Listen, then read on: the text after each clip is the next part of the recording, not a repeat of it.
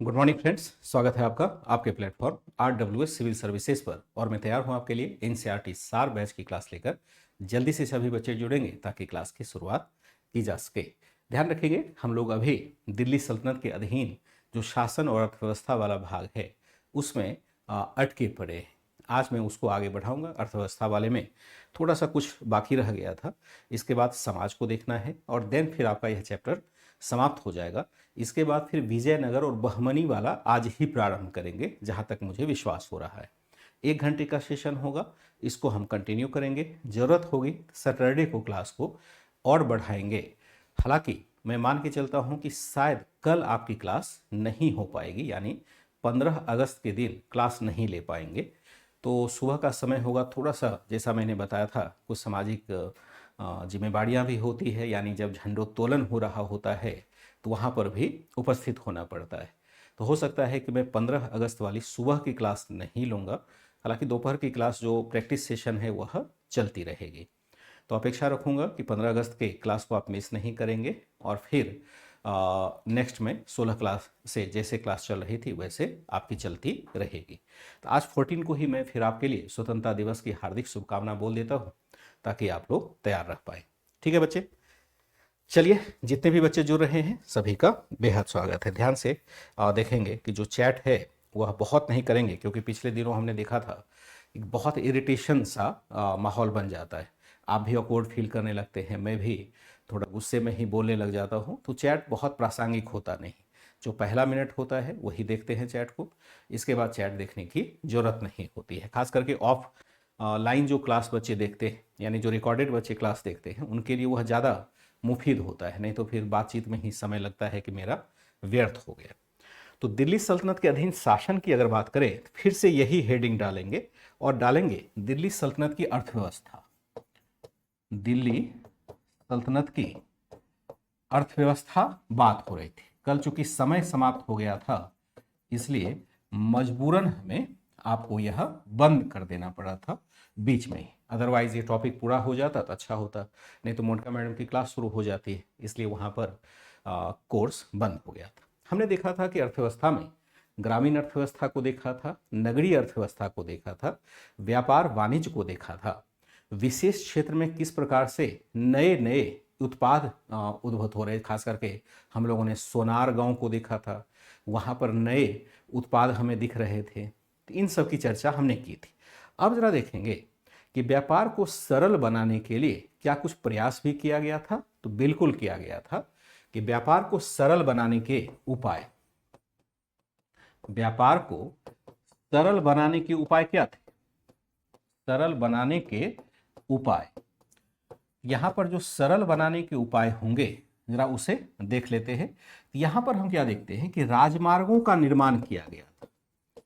राजमार्गों का निर्माण किया गया था। निर्माण पहला हम देखते हैं, जैसे हम देखेंगे कि यहां पर मोहम्मद बिन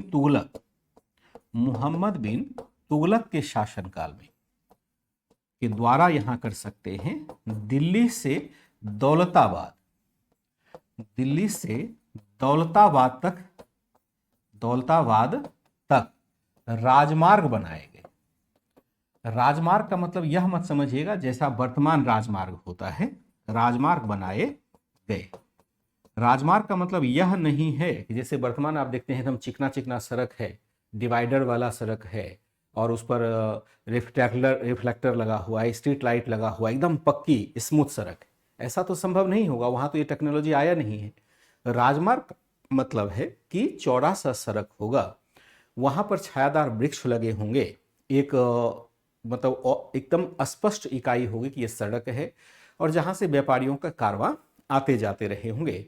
और जो राज्य है वह उस पर सुरक्षा भी प्रदान कर रहा होगा, सुरक्षा भी वहां पर दे रहा होगा राज्य, उसको हम राजमार्ग कहते हैं। सबको राजमार्ग नहीं कहेंगे। तो यहां पर दिल्ली से दौलताबाद तक हम देखते हैं राजमार्गों का निर्माण यहां पर किया जाता है। और खास करके जैसे हम देखते हैं कि एक दूसरा जो राजमार्ग होगा वह होगा पेशावर से सोनारगांव। आपसे पूछा जा सकता है कि सोनारगांव कहाँ है। सोनारगांव है बंगाल। पेशावर से सोनारगांव तक का राजमार्ग। ये बहुत महत्वपूर्ण है क्योंकि पेशावर कहाँ है, वर्तमान में पाकिस्तान में है। सोनारगांव कहाँ है, बांग्लादेश में जाकर के। तो यानी देखा जाए तो उत्तर पश्चिम से लेकर के सुदूर पूर्व तक एक राजमार्ग जुड़ रहा है, जिसमें ऑब्वियस है कि पाटलिपुत्र वगैरह भी शामिल होता होगा। दोनों राजमार्ग बहुत महत्वपूर्ण थे। इस माध्यम से हम क्या देखते हैं, व्यापार होता था। और केवल इसी मार्ग से नहीं होता था, जल मार्ग से भी व्यापार होता था, जल मार्ग से भी व्यापार होता था। एक खास बात यहां होगा, राजमार्गों पर सुरक्षा की व्यवस्था थी, सुरक्षा की व्यवस्था थी तथा जगह जगह यात्रियों के ठहरने के स्थान बने। यात्रियों के ठहरने के सराय, सराय मतलब होता है एक प्रकार का सार्वजनिक घर होता है। सराय मतलब क्या होगा, सार्वजनिक आराम स्थल हो जाएगा। आराम स्थल अभी भी देखेंगे हाईवे के किनारे बनाए जाते हैं, सार्वजनिक सराय बने हुए थे।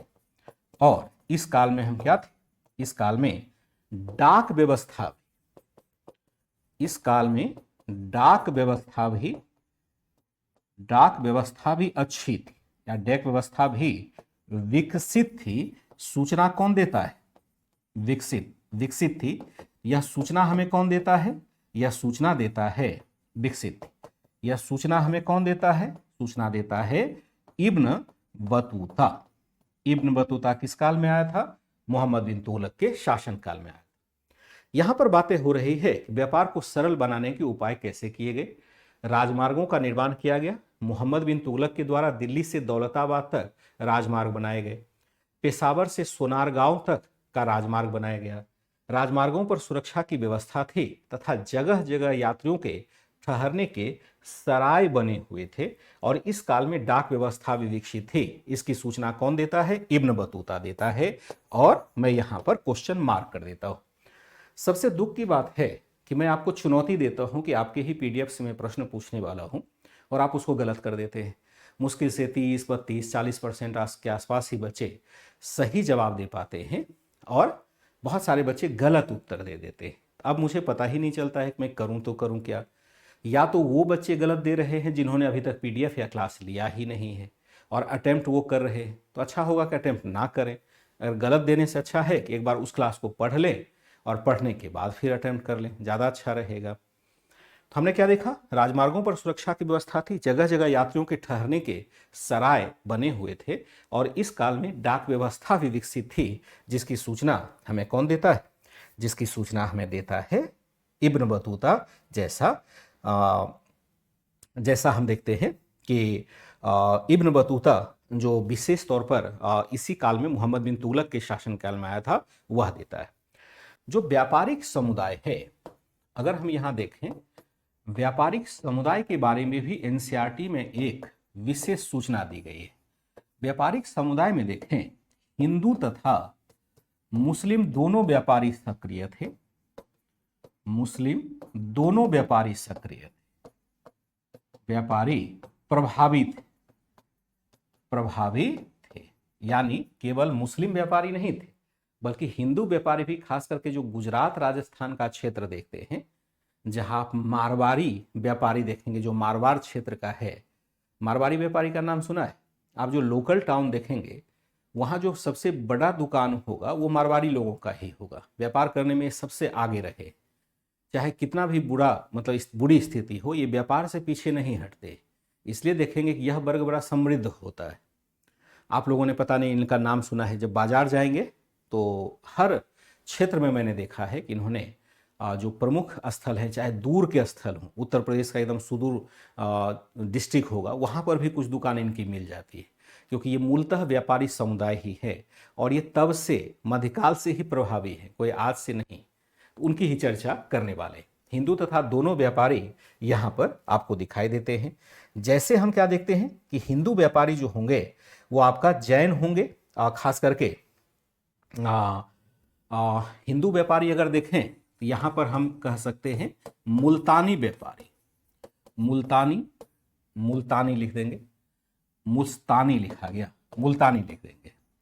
हिंदू जो व्यापारी होंगे वो कौन होंगे? मुल्तान के होंगे, मुल्तानी। जैन होंगे, जैन कहाँ के होंगे? राजस्थान तथा गुजरात के, गुजरात। ये बड़े ही फेमस हुआ करते थे, ये बहुत ही धनी हुआ करते थे। जो जैन व्यापारी हैं राजस्थान और गुजरात के, ये बहुत ही यहाँ पर महत्वपूर्ण हो जाएंगे। ठीक है, फिर हम देखते हैं जो आपका मुस्लिम व्यापारी होगा। मुस्लिम व्यापारी में एक बहुत फेमस है, वह आपका इसी तट पर, सूरत के तट पर करता था। यानी यह भी आप देखेंगे गुजरात में, ये होगा आपका बोहरा व्यापारी। बोहरा व्यापारी, इसका नाम जैसे आप देखेंगे एक आगे चल करके यहां तो नहीं आता है, बिरजी बोहरा। बिरजी बोहरा, बिरजी बोहरा क्या है? बिरजी बोहरा एक नाम है, बिरजी बोहरा, बिरजी नाम है, बोहरा उनका उपनाम हुआ। ये उस समय के अंबानी भाई साहब हुआ करते थे। गुजरात में ही एक बार प्रश्न पूछा था कि सूरत का कौन सा व्यापारी सबसे अमीर था, तो यहाँ पर बिरजी बोहरा के बारे में प्रश्न एक बार यूपीपीसीएस में पूछा जा चुका है। तो आप लोग भी अलर्ट रहिएगा, ऐसे एनसीईआरटी में कुछ फैक्ट्स हैं जो कि कहीं और नहीं मिलते, यहीं मिलते। तो मुस्लिम व्यापारी हम देखते हैं जिसका नाम बोहरा व्यापारी है, वो मुस्लिम व्यापारी है। हिंदू व्यापारी में मुल्तान के व्यापारी हैं, जैन व्यापारी हैं जो राजस्थान गुजरात आदि के हैं। ये बहुत बड़े व्यापारी थे, स्थल और जल मार्ग से व्यापार करते थे। खास करके हिंदू व्यापारी जो है वह क्या होगा? स्थल और जल मार्ग से व्यापार करता था। फिर हम देखेंगे ईरानी तथा खुरासानी व्यापारी। खुरासान क्षेत्र का रहने वाला खुरासान, ईरान का क्षेत्र रहने वाला ईरानी। खुरासानी व्यापारी भी इसमें इन्वॉल्व थे। ईरान क्षेत्र का खुरासान, जिसे खुरासानी कहते हैं। खुरासानी का मतलब हुआ खुरासान क्षेत्र का रहने वाला। ईरानी व्यापारी मतलब ईरान क्षेत्र का रहने वाला। मुल्तानी व्यापारी मतलब मुल्तान क्षेत्र का रहने वाला। राजस्थानी व्यापारी मतलब राजस्थान क्षेत्र का रहने वाला। गुजराती व्यापारी मतलब गुजरात क्षेत्र का रहने वाला।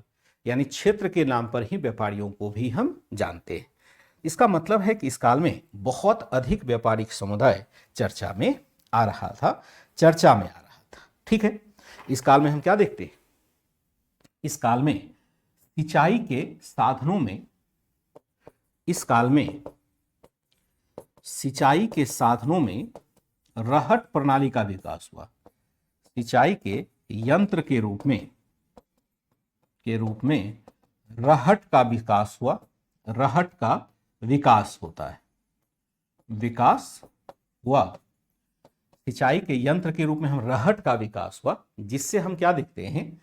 जिससे गहराई से सिंचाई के लिए जल प्राप्त करना सरल हुआ। सिंचाई के लिए जल निकालना संभव होता है, निकालना संभव हुआ। खास करके जो गहरा कुआं है उसके लिए हम रहट प्रणाली का विकास देखते हैं। पता नहीं आजकल भी रहट तो चलता है। होता क्या है कि कुआं है, कुएं में हम क्या करते हैं? एक चमड़े का, उसमें अब तो लोहे का होता है, जहां तक मुझे याद है अब तो लोहे का होता है। जैसे एक कुआं, उसमें हमने क्या किया? एक ऐसे बाल्टी को हमने डाला। अगर बाल्टी के आकार को देखें तो बाल्टी का आकार जो होगा वह इस रूप से बना होगा, इस रूप से बाल्टी बना होगा। और इसको हम क्या करते हैं? कुएं में डालते हैं, रस्सी के माध्यम से कुएं में डालते हैं, बाल्टी भर जाएगा। बाल्टी तो कोई भी भरेगा, लेकिन अगर इस एक आकार का है जिसका नुकीला पेंदा है तो वो फटाफट भर जाता है। फिर जब उसको खींच करके ऊपर निकालते हैं, एक तरफ हम वेट लगा देते हैं, तो जब खींच करके हम बाहर निकालते हैं तो जैसे जमीन पर रखेंगे वो अपने आप पलट जाएगा, क्योंकि पेंदा उसका चौड़ा नहीं है। तो उससे सिंचाई तुरंत हो जाती है, यानी पानी फटाफट जाएगा, निकलेगा। और इसमें अगर हम वेट एक तरफ से डाल दें, जैसे अगर यहाँ पर मैं बनाने की कोशिश करूँ, पता नहीं बन पाएगा या नहीं, तो यहाँ पर ये भी नहीं बनेगा। तो यहाँ पर मैं बनाने की कोशिश करूँ तो शायद आपको कुछ स्पष्टता आए और आप समझ पाएँ कि आपके गांव में भी यह आपको दिखाई देता है। इस प्रकार के हमने एक कुंड को बनाया, यहाँ जल भरा हुआ है, इसमें है। और ये कहाँ हम गिरा रहे हैं? इसको गिरा रहे हैं एक कुएं के अंदर, ये पानी है। इसमें हमने क्या कर दिया? इसको एक रस्सी से बांधा और रस्सी को हमने एक वेट से बांध दिया। यहाँ से हमने क्या कर दिया? एक वेट से बांध दिया और यहाँ पर वेट लगा दिया।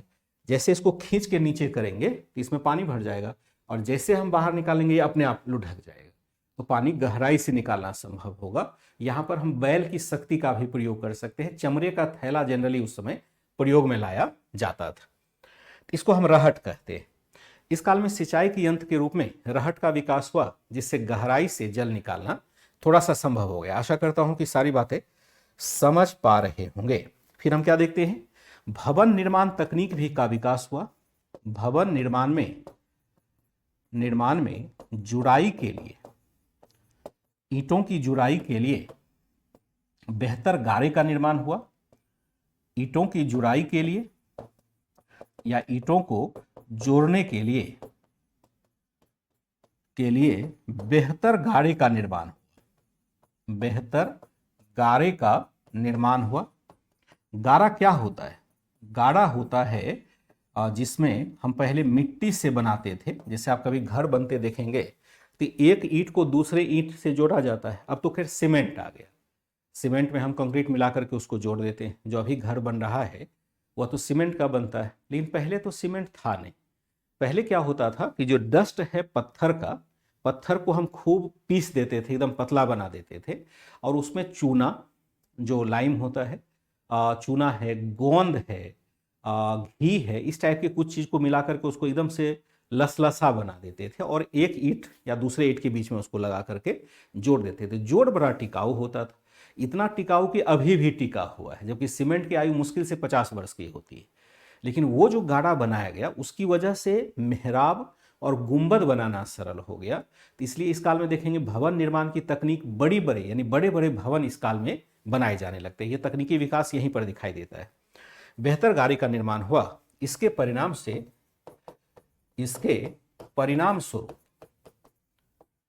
स्वरूप क्या होता है? परिणाम स्वरूप बड़े बड़े मेहराब तथा गुंबद वाले भवनों का निर्माण संभव हुआ। मेहराब और गुंबद किसको कहते हैं? निर्माण संभव हुआ। अब देखिए, थोड़ा सा यहां चर्चा करेंगे कि जैसे पहले का स्थापत्य जो था, पहले का स्थापत्य कैसा था? पहले का स्थापत्य जो भारत में था, वह स्थापत्य जो होगा वह कैसा था? यह आपका फ्लैट होता था। जैसे हम देखते हैं, इसको धरन कहेंगे, और यहां पर एक गेट हमने लगा दिया। पहले का स्थापत्य हमारा सीधा सीधा इस प्रकार से बना होता, सीधा सीधा इससे बना हुआ है, सीधा सीधा। इसमें बहुत टेक्निकलिटीज हम नहीं देखते हैं, जिसको लिंटर और धरन तकनीक कहते हैं। लिंटर और धरन तकनीक। जो बाद का स्थापत्य होगा, तुर्कों का जो स्थापत्य होगा, तुर्कों का स्थापत्य जो हो जाएगा वह क्या हो जाएगा? वह अलग तरीके का होगा। कैसा होगा? यह होगा आपका इस प्रकार से, यहां ऐसे नहीं बनेगा। यहां हम क्या देखते हैं कि एक प्रवेश में बनाने की कोशिश करो, समझाने के लिए बना रहा हूं, क्योंकि यहां मुझे खाली आपको एक आइडिया दिलाना है कि यहां कैसा स्थापत्य बनता होगा। अब देखिए, पहले हमने क्या देखा? एक प्लेन स्थापत्य था। अब यहां पर ये घुमावदार स्थापत्य बन जाएगा, इस प्रकार से बनेगा, और इस पर क्या बनेगा? बड़ा सा गुंबद बन जाएगा, इस प्रकार की। ये क्या हो जाएगा? ये है आपका गुंबद हो जाएगा, और ये है आपका मेहराब हो जाएगा। यह बनाना आसान है, क्योंकि इसको हम पिलर के ऊपर लगा देंगे। इसमें बहुत कलाकृति नहीं है, क्योंकि ईंटों को जोड़ने में हमें बहुत मेहनत नहीं लगेगी। जबकि हम टेढ़ा टाइप का बनाएंगे तो वह एक तरह से थोड़ा क्रिटिकल हो जाता है। उसमें इतना हमें ज्वाइंट करने के लिए पावर होना चाहिए कि एक ईंट दूसरे ईंट पर टिक जाए, टेढ़ा भी रहे तो भी टिक जाए। अब तो हमारे पास कंक्रीट है, अब तो झंझट ही नहीं है, आराम से हम बना लेते हैं। क्या देखते हैं कि इसके परिणाम स्वरूप बड़े बड़े मेहराब तथा गुंबद वाले भवनों का यहां पर निर्माण संभव होता है। भवनों का यहां पर निर्माण संभव हुआ। ये हमारे लिए बहुत ही महत्वपूर्ण हो जाता है, बहुत ही महत्वपूर्ण हो जाता है। ठीक है, यहां पर क्या देखते हैं कि प्रायः नगरों में, या प्रायः सभी नगरों में गुलामों का बाजार होता था। गुलामों का, इसको मैं ये कर देता हूं, गुलामों का बाजार होता था, बाजार होता था। कुशल जो गुलाम होंगे, कुशल गुलाम की अच्छी कीमत दी जाती थी, कि काफी अच्छी कीमत दी जाती थी, अच्छी कीमत दी जाती थी। यह था आपका शहरी अर्थव्यवस्था का मुख्य आधार, यानी नगरीय अर्थव्यवस्था का यह आधार था, जिसमें हम व्यापार भी देखते हैं, शिल्प का उत्पादन भी देखते हैं, नए तकनीकी का विकास भी देखते हैं। यानी एक शहर या नगर जिस आधार पर विकसित होता है, सभी आधार हमें यहां से प्राप्त हो जाते हैं। ठीक है बच्चे, एक बार यहां तक आप कंफर्म कर लेंगे कि ये नगरीय अर्थव्यवस्था है। इसके बाद एक पैराग्राफ हम लोग समाज वाले भाग पर भी देख लेंगे कि सामाजिक संरचना कैसे थी। वैसे समाज वाला बहुत महत्वपूर्ण नहीं है, प्रश्न तो यहाँ से नहीं पूछे जाते हैं, लेकिन एक ही पैराग्राफ देखना है, बहुत अधिक नहीं देखना है, तो एक मोटे तौर पर बातें समझ में आ जाएंगी कि जो समाज में अभी नए नए तत्व जुड़ रहे हैं, उसका क्या प्रभाव सामाजिक समावेशन पर पड़ा। जैसे अभी हमने देखा कि यहाँ पर इस्लाम तो है नहीं, या इस्लामिक सत्ता स्थापित नहीं हुई थी। तो इस्लाम जब आता है, तो यानी इस्लाम आने का मतलब है कि हम मुस्लिम कल्चर जब डेवलप होता है, जो पहले का हिंदू कल्चर है उसके साथ वो मिलता कैसे है। क्योंकि दिक्कत क्या है कि जो भी यहाँ पर मुस्लिम कल्चर लेके आया है, जो समुदाय लेके आया है, वह एक तरह से क्रूरता दिखा रहा है, यानी हत्या करना, लूटपाट करना, महिलाओं के प्रति आचरण बुरा दिखाना, ये सब बातें इस्लाम के साथ शुरुआत से ही जुड़ी है, जो आक्रांता आए हैं उनके द्वारा। क्योंकि यहाँ के लोग तो जानते नहीं कि इस्लाम का मूल मर्म क्या है, वो तो उनको देख रहे हैं जो उनको रिप्रेजेंट कर रहे हैं। उनको क्या पता कि पैगंबर मोहम्मद साहब ने क्या कहा या खलीफा ने क्या कहा, वो तो देख रहे हैं कि अच्छा ऐसा होता है मुसलमान। इस वजह से वो बड़े मतलब नाराज होते हैं कि भाई इससे थोड़ा तो दूर ही बना के रखो। शुरुआत के दौर में देखते हैं कि जब तुर्की लोग भारत में आते हैं, रहने भी लग जाते हैं, तो हिंदू समूह और मुस्लिम समूह कमोबेश अलग अलग ही दिखाई देता है। एक ही शहर में रहेंगे, लेकिन बहुत सामाजिक सरोकार नहीं है, क्योंकि खान पान, रहन सहन, आचरण सब में बहुत अधिक भिन्नता दिखाई देती है। बाद में जब भक्ति और सूफी मूवमेंट हुआ, या नस्लवादी नीति थोड़ी सी कम हुई, फिर हम देखते हैं कि हिंदू समूह धीरे धीरे शासक वर्ग के साथ जुड़ने लगा। और इसमें बड़ी महत्वपूर्ण भूमिका सूफी संतों की रही। जैसे भक्ति संत पढ़ते हैं तो मुस्लिम में वैसे ही रहस्यवादी आंदोलन है, सूफी मूवमेंट, उनकी बड़ी भूमिका रही। और उन्होंने एक तरह से उनके इस्लाम के मानवीय पक्ष को लोगों के सामने रखा, तब जाकर के लोग धीरे धीरे जुड़ने लगे। ये बातें हमें सामाजिक वाले भाग में पढ़नी है, इसलिए इस चैप्टर को या इस पैराग्राफ को थोड़ा सा कंटिन्यू कर देंगे। ठीक है, यहां देखेंगे कि जाति तथा सामाजिक रीति रिवाज, हेडिंग के रूप में ले लेते हैं, जाति तथा सामाजिक रीति रिवाज, सामाजिक रीति रिवाज, इसको हम ध्यान से लिखेंगे उसी प्रकार से जैसे कि आगे भी लिखा है, अपने शब्दों में लिखेंगे। फिर प्रारंभ में तुर्की, प्रारंभ में क्या होता है, प्रारंभ में तुर्की एक आक्रांता के रूप में, तुर्की लोग एक आक्रांता के रूप में भारत में आते हैं, आक्रांता के रूप में भारत में आए, रूप में भारत आए, जिसके प्रभाव से, जिसके आचरण के प्रभाव से हिंदू और मुस्लिमों के बीच में, आचरण के प्रभाव से हिंदू तथा मुस्लिमों के मध्य में, तथा मुस्लिमों के मध्य एक दूरी बन गई, एक दूरी बन गई। खास करके हम जो महिलाओं के साथ देखते हैं अत्याचार करना, या महिलाओं को ही नहीं बल्कि जो कत्लेआम करना, बेवजह हिंसा करना, वह जो आचरण रहा, उसकी वजह से एक दोनों समूह के बीच में अलगाव सा दिखाई देता है। एक ही क्षेत्र में दोनों समूह रहते लेकिन आपस में नहीं मिलते, ये खास बात रही और पहली बार भारत में ऐसा हो रहा था। मध्य एक दूरी बन गई थी जो लगातार कायम रही, जो बहुत, यह दूरी बहुत दिनों तक कायम रही, यह दूरी बहुत दिनों तक कायम रही, बहुत दिनों तक कायम रही। आगे जब हम देखते हैं सूफी संत वगैरह आते हैं, आगे सूफी संतों के प्रभाव से, सूफी संतों के प्रभाव से, आगे सूफी संतों के प्रभाव से जब इस्लाम का मानवीय पक्ष उजागर हुआ, इस्लाम का मानवीय पक्ष उजागर हुआ, तो फिर हम क्या देखते हैं, पक्ष उजागर हुआ तब जाकर सामाजिक समावेशन की प्रक्रिया प्रारंभ हो गई। सामाजिक समावेशन की प्रक्रिया प्रारंभ होती है, तब जाकर सामाजिक समावेशन की प्रक्रिया प्रारंभ हुई। शुरुआत में आक्रांता थे, तो स्वाभाविक है कि आक्रांता जब होगा, आक्रमणकारी होंगे, तो उनका प्रभाव थोड़ा अलग ही होगा।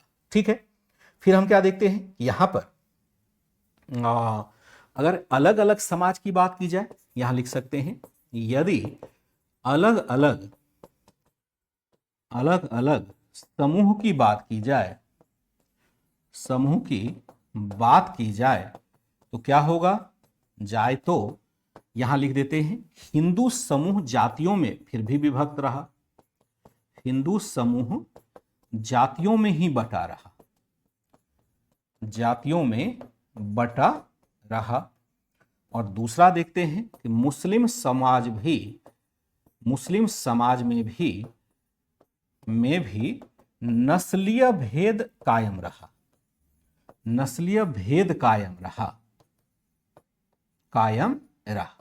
अब यह नहीं कह सकते हैं कि केवल हिंदू समूह, देखिए इस्लाम का जब गठन हुआ था, इस्लाम धर्म का जब उद्भव हुआ था, इस बात को लेकर के हुआ था कि जो भी इस्लाम को मानेगा किसी प्रकार का सामाजिक भेदभाव नहीं रखेगा, चाहे वह जातीय भेदभाव हो, नस्लीय भेदभाव हो या फिर आर्थिक भेदभाव ही क्यों नहीं, सभी मिलजुल के रहेंगे, भाईचारे के साथ रहेंगे। ये बातें तब तक तो फिर भी ठीक रही जब तक पैगंबर मोहम्मद साहब थे, और मक्का के क्षेत्र में जहां पर कंप्लीट इस्लामाइजेशन हुआ था, वहां ये बातें फिर भी ठीक रही। लेकिन जब इसका विस्तार विभिन्न क्षेत्र में हुआ, इराक की तरफ देखते हैं विस्तार होता है, मिस्र के तरफ, फिर आप देखेंगे कि इधर अफगानिस्तान की तरफ चलता है जब इस्लाम की गाड़ी, तो यहाँ आकर के फिर बहुत सारे चीज़ों का समावेशन इस्लाम के साथ होने लगा, बहुत सारी बुराइयां भी जुड़ने लगी और बहुत सारी अच्छाइयां भी जुड़ गई जो स्थानीय स्तर पर मौजूद था। और वही बुराई अच्छाई ग्रहण करते करते इस्लाम भारत भी आ गया। तो वैसे तो इस्लाम का विकास किया गया था कि हम किसी प्रकार का भेदभाव नहीं करेंगे, लेकिन जब तक भारत पहुंचा तब तक उसमें वो बुराई घुस चुकी थी, प्रवेश कर चुकी थी। और यहां पर देखते हैं कि यह समूह नस्लीय भेद का शिकार हो गया था।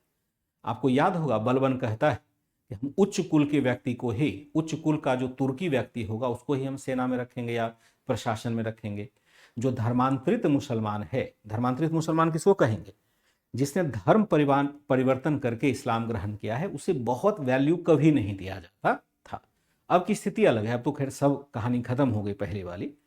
तो ये जो नस्लवादी प्रवृत्ति है ये इस्लाम में भी प्रवेश कर गया, जबकि हिंदू समूह तो पहले से ही जातिवादी था ही, वह तो जातिवाद का शिकार पहले से था, तो यहां पर भी बना रहा, इसमें कोई बहुत अंतर नहीं पड़ा। फिर हम क्या देखते हैं कि स्त्रियों की स्थिति दोनों समूहों में दयनीय बनी रही, समूहों में दयनीय बनी रही। यानी चाहे हिंदू हो चाहे मुस्लिम हो, दोनों में कहानी एक जैसी ही रही। स्त्रियों को बहुत अधिक वैल्यू ना हिंदू दे रहा है और ना मुस्लिम दे रहा है। खास करके जब लगातार आक्रमण हो रहा था तो इसलिए हम क्या देखते हैं कि हिंदुओं में भी पर्दा प्रथा का प्रचलन बना। यहां लिख सकते हैं लगातार संघर्ष के कारण, लगातार संघर्ष होने तथा महिलाओं को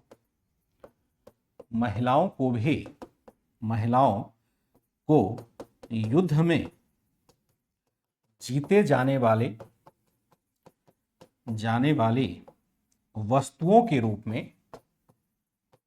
के रूप में जब देखा जाने लगा, रूप में जब देखा जाने लगा तो क्या किया गया, जब देखा जाने लगा तो उच्च वर्ग की महिलाओं में, वर्ग की महिलाओं में पर्दा प्रथा का प्रचलन बढ़ा।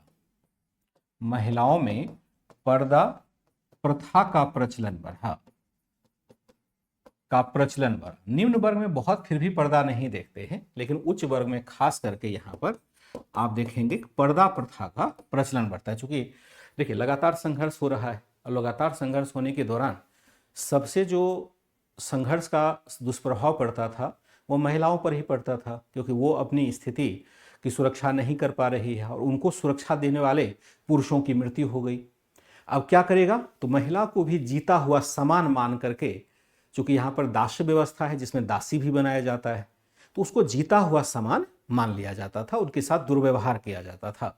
इसलिए राजपूत स्त्रियों में आप देखेंगे कि जौहर प्रथा की चर्चा होती है कि अगर उसके पुरुष साथी मर जाते हैं फिर खुद ही वो जल करके मर जाती थी, बनिस्बत इसके हम किसी आक्रमणकारी के हाथों में आए और जिल्लत झेले। होता क्या है कि महिलाओं को प्रताड़ित करने के पीछे एक यह भी अवधारणा रहती है कि पुरुषों के मनोबल को तोड़ा जाए, क्योंकि अगर पुरुषों के ऊपर यह कहा जाए कि यह अपनी पत्नी की रक्षा नहीं कर पा रहा है या अपने घर की औरतों की रक्षा नहीं कर पा रहा है तो उसके पुरुषत्व पर भी एक दाग सा होता है। इसलिए आप देखते हैं कि हर जगह जब भी कुछ अत्याचार वाली बात होती है महिलाएं सबसे पहले अत्याचार के दायरे में आ जाती है, जबकि महिलाओं का इस युद्ध से क्या लेना देना। ऐसा होता रहा है, अब समाज की ऐसी संरचना है तो उसे सुधारने में टाइम तो लगेगा। यहाँ पर भी यही स्थिति हमें दिखाई देती है। आमतौर पर दास व्यवस्था प्रचलन में है, स्त्रियों की स्थिति ना हिंदू में अच्छी है ना मुसलमानों में अच्छी है। फिर हम देखते हैं जाति प्रथा हिंदुओं में है तो नस्लीय भेद मुसलमानों में है। यानी कोई भी समाज सुसंगत समाज नहीं है, किसी भी समाज को हम नहीं कह सकते हैं यह एक बेहतर समाज है। ये एनसीईआरटी हमें सिखाता है। तो ये था चैप्टर का अंत, यानी जो चैप्टर हम 8 नंबर का चैप्टर पढ़ रहे थे उसमें इतना ही हमें पढ़ने की आवश्यकता थी। इसके बाद जो चैप्टर हम पढ़ेंगे वह चैप्टर हो जाएगा हमारा कौन सा, ये वाला हो जाएगा। ये तो मैंने ऐसे बताया। अब देखिए चैप्टर नंबर ये तो हमने पढ़ लिया, 8 नंबर चैप्टर पढ़ लिया। अब जो चैप्टर पढ़ना होगा वह यहां से पढ़ना होगा। मैंने 2 दिन पहले से आपको सूचित कर दिया था कि आपको अब चैप्टर ये वाला पढ़ना चाहिए। चैप्टर नंबर 3 आप हेडिंग देंगे, जब आप अभी लिखना शुरू करेंगे मेरे साथ तो वहाँ हेडिंग देंगे चैप्टर नंबर 3। और चैप्टर नंबर 3 का जो हेडिंग होगा, सब हेडिंग, वह होगा विजयनगर और बहमनी का काल तथा पुर्तगालियों का आगमन लगभग 1330 से लेकर के 1565 ईस्वी तक। कहाँ से पढ़ना है, चैप्टर नंबर 9 को पढ़ना है, क्लास 11 के ओल्ड एनसीईआरटी को पढ़ना है। याद रहेगा हमने टेलीग्राम पर भी शेयर किया हुआ है। जो नए बच्चे जुड़ रहे हैं वो अभी क्लास जब भी मध्यकालीन भारत में आएंगे तो डे फर्स्ट से पढ़ेंगे, यानी पहले क्लास से पढ़ेंगे, बीच में नहीं पढ़ेंगे, क्योंकि आज मुझे लग रहा है कि 20-21 क्लास तो हो ही गया है इसका भी। मध्यकालीन भारत का टारगेट ये है कि 40 क्लास के आसपास इसे समाप्त कर दिया जाए, लेकिन उसके लिए थोड़ा टाइमिंग बढ़ाना पड़ेगा। ज़रूरत होगी तो मैं सैटरडे को थोड़ा टाइम बढ़ा दूंगा, ताकि संडे को तो नहीं, सैटरडे को बढ़ा देंगे, ताकि कुछ जो मेकअप है, क्योंकि मैं कल यानी 15 तारीख को क्लास नहीं लेना चाह रहा हूँ सुबह आपकी, उसके लिए आप तैयार रहिएगा। अगर हो जाती है तो बात अलग है, लेकिन मेरे अभी उम्मीद है कि शायद मैं क्लास ना ले पाऊँ, क्योंकि वहाँ पर फिर थोड़ी दिक्कत होने वाली है। आप लोगों ने भी अनुरोध किया था कि 16 को ही डायरेक्ट ले लेंगे, तो कोई बात नहीं, 16 को ही ले लेंगे, लेकिन समय हम अपने हिसाब से मेकअप कर लेंगे। सैटरडे को होगा थोड़ा टाइम बढ़ा देंगे अगर क्लास छूटता है तो। विजयनगर और बहमनी का काल होगा, पुर्तगालियों का आगमन होगा। अब हमें देखना होगा ये वाला चैप्टर। उसके बाद फिर हम जाएंगे उत्तर भारत में साम्राज्य के लिए संघर्ष, जब बाबर वगैरह आ जाता है तो उसको पढ़ेंगे। और फिर यहाँ पर सांस्कृतिक विकास है, बाबर से पहले जो कुछ क्षेत्रीय राज्य हैं उसको भी हमें देखना होगा। तो पहले हम देखते हैं विजयनगर। अब यहाँ पर चैप्टर में तो लिख दिया विजयनगर, बहमनी और पुर्तगाली, लेकिन हमें थोड़ा अलग अलग करके पढ़ना पड़ेगा। पहले विजयनगर को, फिर बहमनी को, फिर पुर्तगाली को, और तब सबके संबंधों को साथ मिला करके देखना होगा। क्या यहाँ कोई दिक्कत तो नहीं है बच्चे? एक बार कंफर्म कर देंगे, कोई यहाँ पर परेशानी तो नहीं है? ठीक है, तो चलते हैं यहां पर, देखते हैं कि पहले इसकी एक भूमिका ले लेते हैं, 9th चैप्टर की एक भूमिका ले लेते हैं। और मैं वहीं पर लिख देता हूं, जो ये हेडिंग है ना वही लिख देता हूं, विजयनगर और बहमनी का काल, ऐसे लिख देता हूं, ऐड कर देता हूं इसमें, विजयनगर तथा बहमनी का काल। बहमनी क्या है? एक राज्य। विजयनगर क्या है? एक राज्य है। बहमनी क्या है? एक राज्य। बहमनी का काल या बहमनी राज्य का काल में लिख दूं, ताकि दोबारा जो पढ़ रहे होंगे उनको सहूलियत हो जाएगी। बहमनी राज्य का काल। और फिर इसके साथ हम देखेंगे पुर्तगालियों के साथ संघर्ष, हम आगे देख लेंगे। पहले इसी को देख लेते हैं कि इसकी एक भूमिका हमें तैयार करनी होगी, तब जाकर के हम समझ पाएंगे कि विजयनगर और बहमनी का क्या मतलब है। देखिए, अगर मैप की बात की जाए तो यहां अगर मैप में मैं आपको ले चलूं, खास करके इस मैप में, तो आप देखिएगा दो भाग में ये मैप डिवाइड है। पहला तो हम देखते हैं ऊपर वाला भाग है, ये हमारा विंध्य पर्वत का क्षेत्र है। और जो जिस एरिया की अब बात हो रही है वह असल में इस एरिया की बात हो रही है। जो नीचे आपका व्हाइट एरिया है, अब जो पढ़ेंगे, चाहे वो विजयनगर के बारे में पढ़ें, बहमनी के बारे में पढ़ें, वो असल में इस राज्य की चर्चा कर रहे होंगे। यहां देखिएगा ये वाला जो क्षेत्र है, यहां पर गंग राज्य तथा गजपति राज्य होगा। गजपति राज्य क्या क्षेत्र है? यह है आपका ओडिशा का क्षेत्र है। थोड़ा सा यहां से ले लीजिए। फिर आप देखेंगे ये वाला जो एरिया होगा, नीचे का जो एरिया होगा यहां तक, ये होगा विजयनगर का हो जाएगा। विजयनगर ही होता है ना। और ये जो एरिया लगभग हो जाएगा ये वाला, ये आपका बहमनी हो जाएगा, बहमनी का राज्य होगा। तो लगभग यहां पर 3 शक्ति है, क्योंकि विजयनगर सुदूर दक्षिण तक अपना फैलाव रखता है, इसलिए हम इधर दूसरे राज्य की चर्चा नहीं कर रहे हैं। जबकि सुदूर दक्षिण में आप देखेंगे पांड्य राज्य था, मावर जिसको हम कहते थे, याद होगा तो यहां से हमें पिक करना होगा। समझ पाए कि किस एरिया की हम चर्चा करने वाले हैं? तो आशा करता हूं कि यहां से हमें समझना आसान हो जाएगा। क्या देखते हैं कि विंध्य पर्वत के दक्षिण में भी हम क्या देखते हैं कि 1350 के आसपास कुछ राज्यों का उद्भव होता है। भूमिका के तौर पर लिखेंगे, भूमिका यानी पृष्ठभूमि हो जाएगा। 1350 के आसपास विंध्य पर्वत के दक्षिण में कुछ नए राज्यों का उद्भव हुआ। कुछ नए राज्यों का उद्भव होता है। दक्षिण में कुछ नए राज्यों का उद्भव होता है।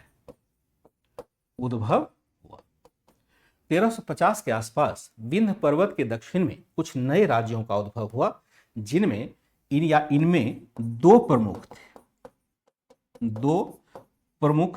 थे। कौन कौन से प्रमुख थे? पहला हो जाएगा आपका विजयनगर, और दूसरा जो हो जाएगा वह बहमनी हो जाएगा। बहमनी। इस क्षेत्र में हालांकि कुछ राज्य और भी थे जो स्वतंत्र हो रहे थे या स्वतंत्र होने की चेष्टा कर रहे थे। इसी क्षेत्र में हम क्या देखते कि कुछ और राज्य यहां पर थे। इन शासकों ने क्या किया? कुछ और राज्य थे जो अन्य राज्य होंगे। राज्य जो होगा वह कौन होगा? मदुरा का राज्य। मदुरा का राज्य होगा। फिर देखेंगे वारंगल का राज्य, वारंगल का काकातीय राज्य, काकातीय। फिर देखेंगे कर्नाटक का काम्पिली राज्य, काम्पिली राज्य। इन राज्यों ने क्या किया? ये राज्य वैसे तो छोटे थे, ये राज्य लगभग 200 वर्षों तक कायम रहते हैं। इन राज्यों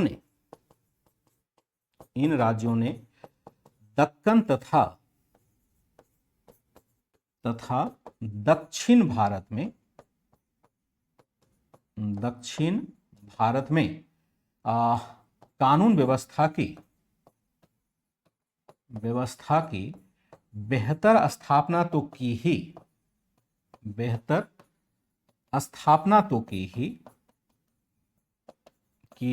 साथ ही सामुद्रिक व्यापार यानी समुद्र से चलने वाला व्यापार, सामुद्रिक व्यापार के साथ या इसको बढ़ावा देने के साथ कला तथा साहित्य को भी संरक्षण दिया, साहित्य को भी संरक्षण दिया। ये कोई साधारण राज्य नहीं था बल्कि एक महत्वपूर्ण राज्य होता है। एक बार पढ़ते हैं फिर आगे इसका विश्लेषण करके चलेंगे। 1350 के आसपास विंध्य पर्वत के दक्षिण में कुछ नए राज्यों का उद्भव हुआ। इनमें दो प्रमुख हैं, विजयनगर, बहमनी है। अन्य राज्य में देखते हैं कुछ हैं राज्य, जैसे मदुरा का राज्य। पहले इसको ही हम क्या कहते थे, पहले इसे ही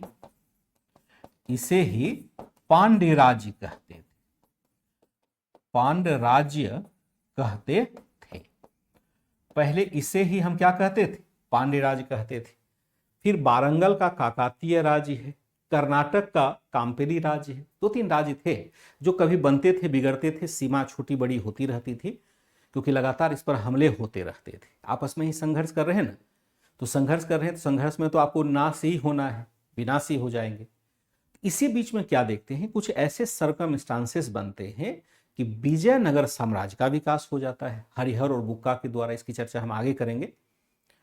और यह एक हिंदू बेस का राज्य था। इसने दावा किया कि हम हिंदू बेस लेकर के चल रहे हैं क्योंकि उस क्षेत्र में मुस्लिम राज्य का बोलबाला था। जैसे आप मदुरा को देखेंगे जिसको पहले पांड्य क्षेत्र कहा जाता था, वहां पर एक बहुत ही शक्तिशाली मुस्लिम राज्य हुआ करता था।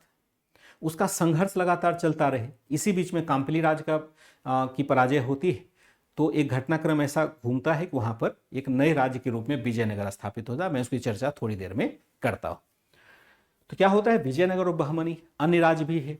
इन राज्यों ने दक्कन तथा दक्षिण भारत में कानून व्यवस्था की बेहतर स्थापना तो की ही, साथ ही सामुद्रिक व्यापार को बढ़ावा देने के साथ कला और साहित्य को भी प्रोत्साहन देने की कोशिश की। अनेक नगर यहां पर बसाए, अनेक नगर यहां पर बसाए। ठीक है, हमने क्या देखा कि यहां पर दक्षिण भारत के राजवंशों की विशेषता थी, इसको भी लिख लेंगे। दक्षिण भारत के राजवंशों की विशेषता थी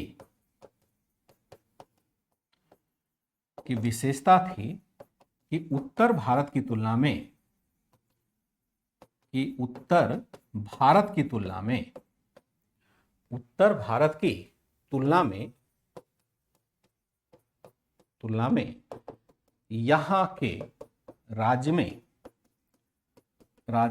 यहां के राज्यों में एक ही वंश का शासन लंबे काल तक रहा।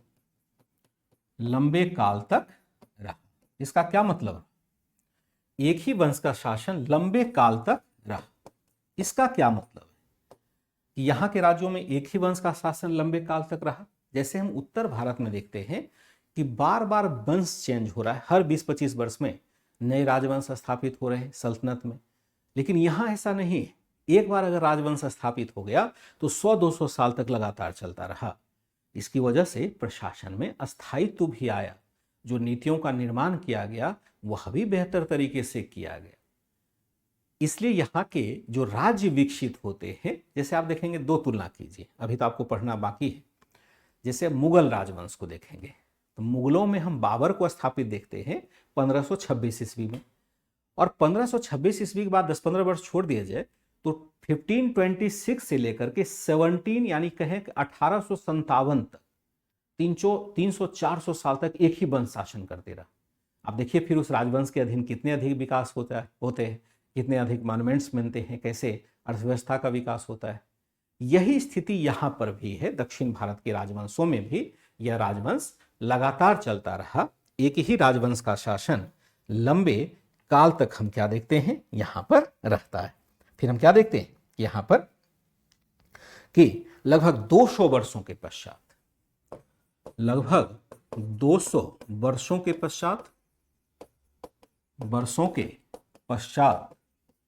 200 वर्ष कम नहीं होता है पश्चात, बहमनी राजवंश का पतन आंतरिक संघर्षों के कारण हुआ। आंतरिक संघर्षों के कारण हुआ तो का पतन आंतरिक संघर्षों के कारण हुआ तो विजयनगर राजवंश का पतन, विजयनगर साम्राज्य का पतन कैसे होता है? साम्राज्य का पतन 1565 के बन्नी हट्टी को हम कहते हैं तालीकोटा की लड़ाई। बन्नी हट्टी यानी तालीकोटा की लड़ाई में पराजय के उपरांत हुआ। लड़ाई में पराजय के उपरांत होता है, के उपरांत हुआ। बन्नी हट्टी में हम क्या देखते हैं? पराजय के उपरांत होता है। लगभग 200 वर्षों के पश्चात बहमनी राजवंश का पतन होता है और यहां संघर्षों के कारण तो विजयनगर साम्राज्य का पतन 1565 के बन्नी हट्टी की लड़ाई में पराजय के उपरांत होता है। लेकिन लगभग 200 वर्षों तक हम क्या देखते हैं? 200 वर्षों तक यहां हम अक्षुण्ण राज करते देखते हैं। इस बीच में हम क्या देखते हैं? इस बीच या इस मध्य कर दीजिएगा, इस मध्य उत्तर तथा दक्षिण भारत में कुछ नई शक्तियों ने अपने पांव, नई शक्तियों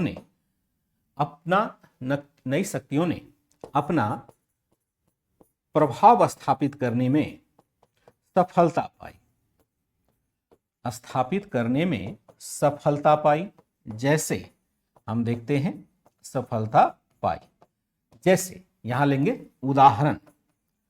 उदाहरण यहां पर लेंगे तो यह उदाहरण क्या हो जाएगा? पहला हो जाएगा उत्तर भारत में हम देखते हैं मुगल आ जाते हैं और दक्षिण भारत में क्या देखते हैं? दक्षिण में पुर्तगाली प्रमुख सामुद्रिक शक्ति बन जाते हैं। प्रमुख सामुद्रिक शक्ति। अब सामुद्रिक शक्ति का मतलब क्या होगा? समुद्र की शक्ति। समुद्र की शक्ति मतलब स्थल पर उसका पावर नहीं है, स्थल पर उसके पास इतनी सेना नहीं है जो मन चाहे उसको चाहे हरा दे, क्योंकि छोटी सेना है। लेकिन चूंकि उसके पास शिप बहुत अच्छे थे और शिप आर्म्ड था, यानी उस पर तोप वगैरह हुआ करते थे, तो जब वो भाग करके समुद्र में जाए तो उसको कोई हरा ही ना पाए। पुर्तगाली बड़े शक्तिशाली थे। इनफैक्ट सभी यूरोपीय कंपनियां खास करके नौसेना के मामले में बहुत सशक्त थी, क्योंकि वो समुद्र के किनारे रहने वाले लोग ही थे। तो हम देखते हैं हिंद महासागर में या अरब सागर में पुर्तगाली तब तक एक महत्वपूर्ण शक्ति के रूप में उभर गया था जब तक हम इस राज्य की बात कर रहे होते हैं। दक्षिण में हम 2 राज्यों में खोए रहेंगे, लेकिन उत्तर भारत में तब तक बहुत उथल पुथल हो चुका होगा, तो फिर हम उसको संघर्ष के दौर वाले चैप्टर में जाकर के पढ़ पाएंगे। क्या लिखा हमने? दक्षिण भारत के राजवंशों की विशेषता थी उत्तर भारत की तुलना में यहाँ के राज्यों में एक ही वंश का शासन लंबे काल तक चला। लगभग 200 वर्षों के पश्चात बहमनी राजवंश का पतन आंतरिक संघर्षों के कारण हुआ तो विजयनगर साम्राज्य का पतन 1565 के बन्नी हट्टी की लड़ाई में पराजय के उपरांत हुआ। इस मध्य उत्तर तथा दक्षिण भारत में कुछ नई शक्तियों ने अपना प्रभाव जमाया। जैसे उत्तर भारत में हम बाबर को देखते हैं, यानी मुगल को देखते हैं। दक्षिण में हम देखते हैं पुर्तगाली प्रमुख सामुद्रिक शक्ति के रूप में स्थापित हो जाता है। अब इसे ही हमें एक भूमिका के तौर पर रखना होगा और फिर हमें बहमनी और विजयनगर दोनों को स्थापित कैसे हुआ इसकी कहानी हमें पढ़नी होगी कि किस प्रकार से विजयनगर की स्थापना होती है, किस प्रकार से बहमनी राज्य की स्थापना होती है और दोनों के बीच में संघर्ष कैसे होता है। इसको जरा देख लेंगे तो हर चैप्टर आपका कवर होता चला जाएगा। सभी चैप्टर का ओवरव्यू यहीं से हमें मिल रहा है। अगर इसका आप लाभ उठा लेते हैं, यानी यहाँ पर बेसिक समझ आपकी विकसित हो जाती है, तो एडवांस लेवल पर दिक्कत नहीं होगी। और छोटा क्लास 1.5 घंटे 1 घंटे की क्लास होती है। 1 घंटे की क्लास में मुश्किल से 1.5 पेज का PDF बन पाता है। इतना तो 2-3 बार रिवाइज कर ही सकते हैं ना। आप लोग भी पढ़ते हैं और यह मत मानिए कि मैंने पढ़ा ही नहीं, मैं तो अभी भी पढ़ ही रहा हूँ। तो मुझे तो जब मैं पढ़ने बैठता हूँ मैं तेज़ी से कवर कर सकता हूँ, तो आप भी तो कर सकते हैं। और अभी नहीं कर सकता, मान लो आप कहेंगे कि आपको एक्सपीरियंस हो गया तो आप कर लेते हैं, लेकिन जब स्टूडेंट था तब भी तो करता था ना, तो आप लोग भी क्यों नहीं करेंगे। तो इसलिए आपको बार बार रिवाइज करना है। और ध्यान रखिएगा जो खास करके एनसीईआरटी बैच के बच्चे हैं वो सभी क्लास एक साथ नहीं भी करेंगे तो चलेगा। क्यों? क्योंकि सभी क्लास करने लगेंगे तो चूंकि साल भर ये कोर्स रहना है आपका, तो कोर्स तो वैसे 4 महीने में खत्म हो जाना है, तो साल भर रहना है, तो साल भर में आप दो दो सब्जेक्ट लेके पढ़ेंगे तब भी आपका काम चल जाएगा। तो एक लॉन्ग प्रोस्पेक्ट्स लेके चलिए। जब तक आप सिलेबस को बहुत अच्छे से नहीं समझ पाएंगे कि कौन सा एग्जाम हमें देना है, तब तक समझना मुश्किल हो जाएगा। आशा करता हूँ सारी बातें समझ पा रहे होंगे। आज मैं जानबूझ करके आपका चैट नहीं देख रहा हूँ ताकि परेशानी नहीं हो, क्योंकि कल मैं छुट्टी रखूंगा। तो दक्षिण में हम क्या देखते हैं, पुर्तगाली प्रमुख सामुद्रिक शक्ति बन करके उभर जाते हैं। अब जरा देखते हैं विजयनगर की स्थापना और बहमनी राज्य से इसका संघर्ष कैसे होता है। विजयनगर की स्थापना तथा बहमनी राज्य से संघर्ष। बहमनी राज्य से संघर्ष, यहां पर पूरा नहीं दिया है इंफॉर्मेशन। जितना इंफॉर्मेशन हम लोग एडवांस लेवल पर देखते हैं उतने पूरे इंफॉर्मेशन यहां पर नहीं दिए गए। से संघर्ष क्या होता है, कैसे होता है, विजयनगर की स्थापना तथा बहमनी राज्य से संघर्ष कैसे होता है, जरा इसे हेडिंग के रूप में देखते हैं। तो जैसे विजयनगर में देखेंगे तो विजयनगर में एक चैप्टर के अधीन सभी सूचना नहीं दी गई है। जैसे यहाँ कृष्णदेव राय की चर्चा इस चैप्टर में नहीं मिलती है, फिर संघर्ष वाले चैप्टर में जाके मिल जाती है, क्योंकि इसने क्या किया है, कालखंड को बांट दिया है। आप वहां देखिएगा 1350 से लेकर के 1550 तक के कार्यकाल को ही दिखाना है, इसलिए बहुत सारे शासकों की चर्चा नहीं की गई है, एक चैप्टर में अलग अलग चैप्टर में बांट करके किया गया है। तो उसके लिए आप परेशान मत होइएगा, क्योंकि आपने अगर वनडे की भी तैयारी की होगी तो कुछ विजयनगर वगैरह के बारे में पढ़ा ही होगा, तो आपको लगेगा वहाँ तो पढ़ा था, यहाँ नहीं है। यहाँ सिर्फ एनसीईआरटी को फॉलो करते हैं, याद रखिएगा, सबको नहीं कर रहे, क्योंकि एनसीईआरटी के साथ चल रहे, एनसीईआरटी सार बैच है तो उसी को संक्षेप में लेने की कोशिश कर रहे हैं, समझते हुए चल रहे हैं। आगे एडवांस पर पढ़ाएंगे तो सारी बातें क्लियर हो जाएंगी। यहां पर देखेंगे सबसे पहले यह चर्चा करनी होगी कि विजयनगर साम्राज्य की स्थापना कैसे होती है, या विजयनगर साम्राज्य की स्थापना की पृष्ठभूमि। इसको लिख लेते हैं। विजयनगर साम्राज्य के स्थापना की पृष्ठभूमि। स्थापना की पृष्ठभूमि, अगर 2 घंटे की क्लास होती तो आज ही मैं समाप्त कर देता, लेकिन 2 घंटे की क्लास नहीं है तो ये 2 दिनों में समाप्त जो होगा। यहां पर अगर देखें संस्थापक हो जाएगा। सबसे पहले इसको देखते हैं, संस्थापक कौन है, हरिहर तथा बुक्का नामक 2 भाई था। बुक्का नामक भाई था, भाई जिसे 3 अन्य भाइयों का सहयोग मिला हुआ था। 3 अन्य भाइयों का क्या मिला हुआ था, सहयोग मिला था। 3 अन्य भाइयों का सहयोग मिला था। हरिहर तथा बुक्का नामक भाई है जिसे 3 अन्य भाइयों का सहयोग यहां पर मिला हुआ है, उसने यहां पर एक तरह से स्थापित किया। क्या देखते हैं, पहले ये क्या थे, पहले ये वारंगल के काकातीय राज्य के सामंत थे। फिर बाद में ये कहां जुड़ते हैं, फिर ये बाद में काम्पली राज्य के मंत्री बनते हैं, दोनों आसपास ही है। काम्पली राज्य के मंत्री बने, कंपली राज्य के ये मंत्री बनते हैं। पहले काकातीय राज्य के थे और बाद में ये काम्पली राज्य के बनते हैं। आगे हम क्या देखते हैं, आगे जब मोहम्मद बिन तुगलक ने काम्पली राज्य को जीत लिया तो इन दोनों भाइयों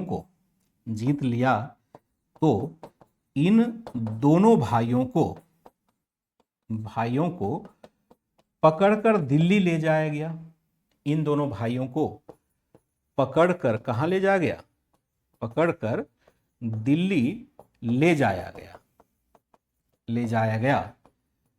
आगे हम क्या देखते हैं? आगे जब काम्पली राज्य में विद्रोह होता है, राज्य में विद्रोह हुआ, तो इन दोनों भाइयों को काम्पली भेजा गया। इन दोनों भाइयों को कहां भेजा गया? को काम्पली भेजा गया। जहां इसने काम्पली भेजा गया, जहां इसने क्या कर दिया? जहां इसने स्वयं विद्रोह कर विजयनगर राज्य की स्थापना कर ली। मैं बताता हूं क्या हो रही कहानी। विजयनगर राज्य की स्थापना कर ली, राज्य की स्थापना कर ली। ठीक है, क्या देखा हमने कि संस्थापक है हरिहर तथा बुक्का नामक भाई, जिसे 3 अन्य भाइयों का सहयोग मिलता है। पहले ये वारंगल के काकतीय राज्य के सामंत थे, फिर ये बाद में काम्पली राज्य के मंत्री बन जाते हैं। आगे जब मोहम्मद बिन तुगलक ने काम्पली राज्य को जीत लिया, तो इन दोनों भाइयों को पकड़कर दिल्ली ले जाया गया, और आगे जब काम्पली राज्य में विद्रोह होता है तो इन दोनों भाइयों को काम्पली भेज दिया गया। लेकिन यहां आते ही इसने फिर विद्रोह कर लिया। अब इसके पीछे कहानी यूं है, जैसे आप देखते हैं कि मोहम्मद बिन तुगलक ने पूरे दक्षिण के क्षेत्र में प्रत्यक्ष शासन व्यवस्था की स्थापना कर ली थी। तो मोहम्मद बिन तुगलक ने राज्य का विस्तार तो कर लिया, लेकिन वहां पर विद्रोह होगा इसकी संभावना उसको नहीं थी। तो काम्पली राज्य का ये मंत्री था, और काम्पली राज्य पर उसने हमला किया, जीत लिया, और इस दोनों भाई को पकड़ करके दिल्ली लेके चला गया। बड़ा होशियार बनता था दोनों भाई, और इसको इस्लाम में कन्वर्ट भी कर दिया। कहा कि भाई या तो तलवार या इस्लाम। कहा चलो इस्लाम ही मान लेते हैं। तो दोनों को मुसलमान बना लिया गया। कहा जाता है, ऐसा एनसीईआरटी में भी लिखा गया है।